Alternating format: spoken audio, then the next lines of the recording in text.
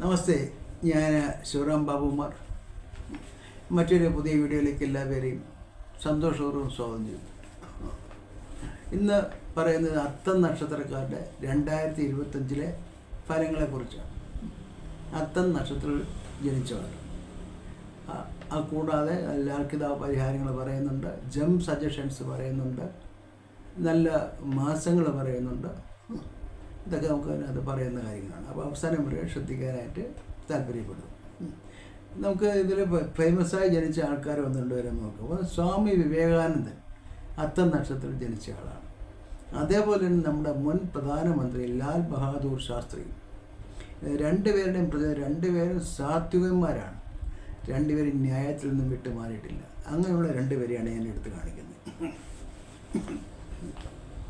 സാധാരണ ഏത് നക്ഷത്രം പറയുമ്പോഴേ ഞാൻ ആദ്യം നോക്കുന്ന ദേവത ആരാണ് എന്നുള്ളതാണ്. അപ്പോൾ ഇതിൽ ദേവത എന്ന് പറഞ്ഞാൽ ആദിത്യനാണ്. നമ്മുടെ രവിയാണ് ആദിത്യൻ. അദ്ദേഹത്തെ പറ്റി കശ്യപ മഹർഷിക്ക് അദിതി എന്ന ഭാര്യ ജനിച്ച പുത്രനാണ് സൂര്യൻ. അതിനാൽ സൂര്യന് ആദിത്യൻ എന്ന പേര് ലഭിച്ചു. ആ ആദിത്യനാണ് ഇന്ന് ഈ നക്ഷത്രത്തിൻ്റെ ദേവത. അപ്പോൾ ആദിത്യൻ്റേതായ സ്വഭാവങ്ങൾ കാണും. എന്തൊക്കെയാണ് ആദിത്യൻ്റെ സ്വഭാവങ്ങളെന്ന് പറയുന്നത്? കുലീനത്വം, പ്രകാശം എപ്പോഴും ചിരിയുക. ഇവർ വളരെ ജോവിയിലായിരിക്കും ആൾക്കാർ. കഴിയുന്ന ചിരിച്ചുകൊണ്ടൊക്കെ സംസാരിക്കുന്ന ആൾക്കാരായിരിക്കും. വലിയതൊന്നും ഉണ്ടാകില്ല. വളരെ നല്ല സൂര്യൻ്റേതായ പ്രകാശങ്ങളും വിശാലതയൊക്കെ ഉള്ളവരാണ്. പിന്നെ നമുക്ക് പറയുന്നത് ഇതിൻ്റെ മറ്റു കാര്യങ്ങളാണ്. ദേവഗണമാണ് ഈ ഗണം. അതിൽ ഒരു സ്ത്രീ നക്ഷത്രമാണ് അത്തം എന്ന് പറയുന്നത്. ഇതിൻ്റെ പക്ഷി എന്ന് പറയുന്നത് കാക്കയാണ്. മൃഗമെന്ന് പറയുന്നത് പോത്താണ്. ഇത് നിൽക്കുന്ന രാശി ബുധൻ്റെ രാശിയാണ്. ഈ നക്ഷത്രത്തിനൊരു നാഥനുണ്ട്, ചന്ദ്രനാണ്. അപ്പോൾ എത്ര പേരായി? ഇവ രണ്ടും, ഈ പോത്തും കാക്കയ്ക്കും ഒരു പ്രത്യേകത, രണ്ടും യമരാജൻ കാലനുമായിട്ട് ബന്ധപ്പെട്ടിരിക്കുകയാണ്. ഒരിക്കലും മരുത്തൻ എന്ന രാജാവ് ഒരു മഹേശ്വര യാഗം നടത്തുകയാണ്. അപ്പോൾ ഇന്ദ്രൻ തുടങ്ങിയുള്ള ദേവതകളൊക്കെ ആ യാഗത്തിലുണ്ടായിരുന്നു. ഈ സമയത്ത് ഇതറിഞ്ഞുകൊണ്ട് രാവണൻ ഇതിൽ പങ്കെടുക്കാനായിട്ട് വന്നു. പഴയ രാവണൻ എന്ന് പറഞ്ഞാൽ എല്ലാവർക്കും പേടിയാണ്. രാവണൻ വന്നു. രാവണൻ്റെ വരവറിഞ്ഞ് ദേവതകളെല്ലാം സ്ഥലം വിട്ടു. ഓരോ പക്ഷിയുടെ രൂപത്തിൽ ദേവതകളെല്ലാം അവിടെ നിന്ന് സ്ഥലം കാലിയാക്കി. ഇയാൾ വന്ന വലിയ പ്രശ്നക്കാരനാണ്. അങ്ങനെ രക്ഷപ്പെട്ട് കാലൻ അവിടെ നിന്ന് രക്ഷപ്പെട്ടത് കാക്കയുടെ രൂപത്തിലാണ്. അതുകൊണ്ടാണ് കാലൻ കാക്കകൾക്ക് കൊടുത്ത ഒരു അനുഗ്രഹവും അവകാശവുമാണ് ബലിച്ചോറ്. മരണശേഷം ബലിച്ചോറ് കഴിക്കാനുള്ള ഒരു അവകാശം കാക്കകൾക്ക് കൊടുക്കും. അപ്പോൾ പിതൃക്കളെ പൂജിക്കുമ്പോൾ ബലിച്ചോറ് കാക്കകൾക്ക് കൊടുക്കുന്നത്, കാക്കകൾ ഇത് അവരുടെ അവകാശമായി തന്നെ കരുതിയാണ് അവർ കഴിക്കുന്നത്. കൊച്ചു കഥയാണെങ്കിലും രസമുള്ള കഥയാണ്. അത് ഈ നക്ഷത്രമായിട്ട് എങ്ങനെ ബന്ധപ്പെടും അതാണ് ഞാൻ പറയുന്നത്.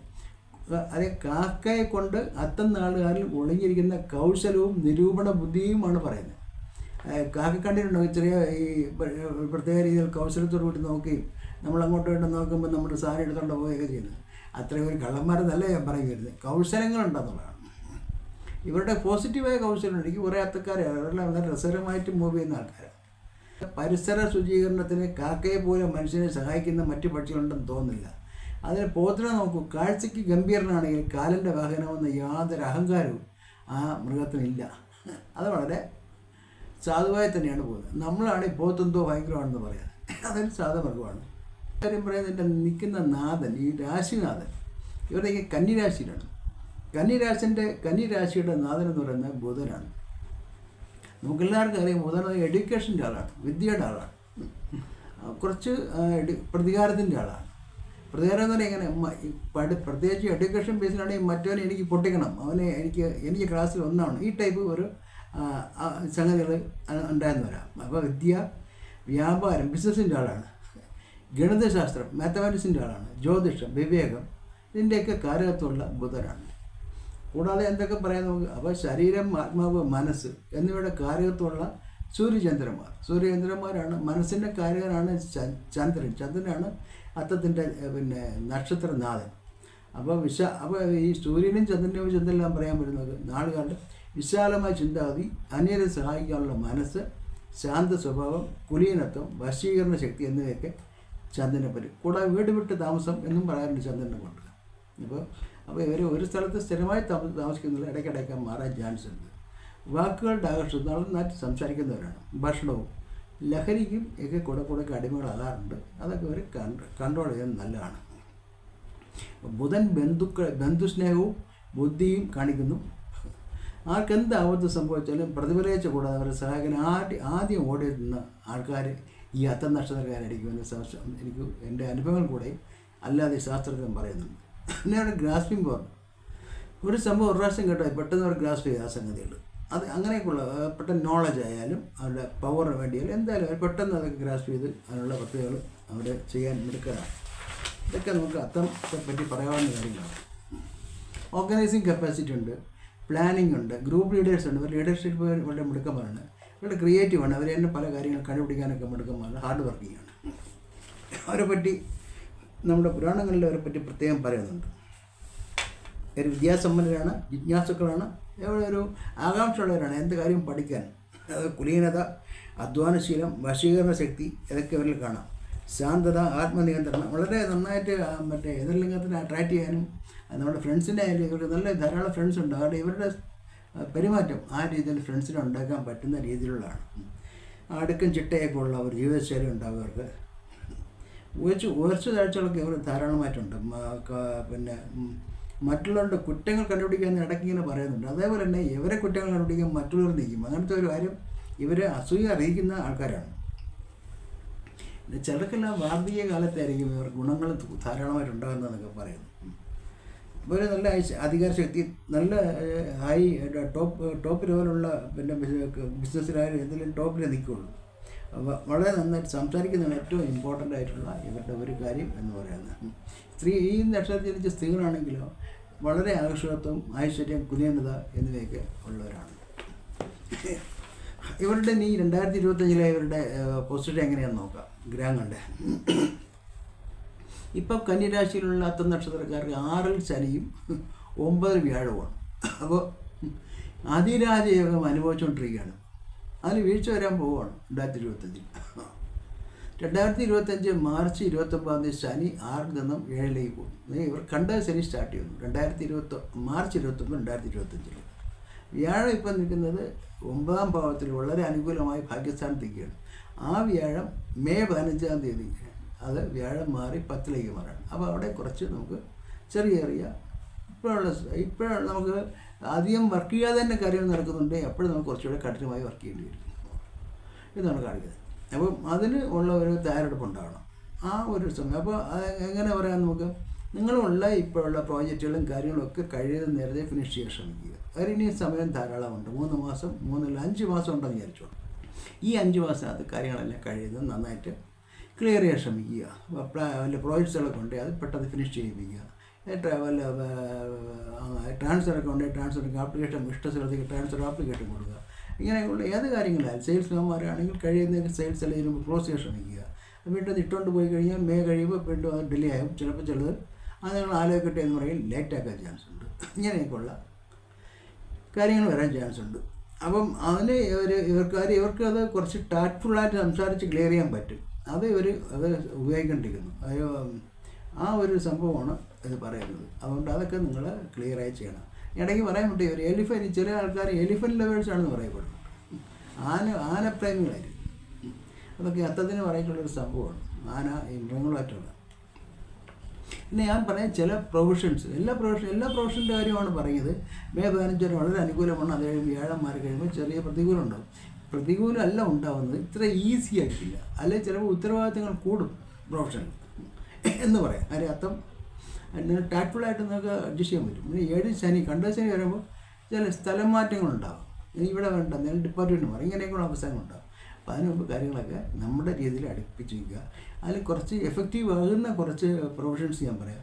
സെയിൽസ്മാൻ, റെപ്രസെൻറ്റേറ്റീവ്സ് അവർക്കെല്ലാം, കമേഴ്സ് വിഭാഗം, കച്ചവടക്കാർ, ബിസിനസ്സുകാർ, അവർക്ക് കമ്മ്യൂണിക്കേഷനായിട്ട് ബന്ധപ്പെട്ട ആൾക്കാർ, അല്ലാതെ മോട്ടിവേറ്റിംഗ് സ്പീച്ചസ് നടത്തുന്നവർ, ഇവർക്കെല്ലാം ഇപ്പോൾ അനുകൂലമായ സമയമാണ്. എഡ്യൂക്കേഷൻ ബേസ്ഡുള്ള ആൾക്കാർക്കെല്ലാം കൊള്ളാം.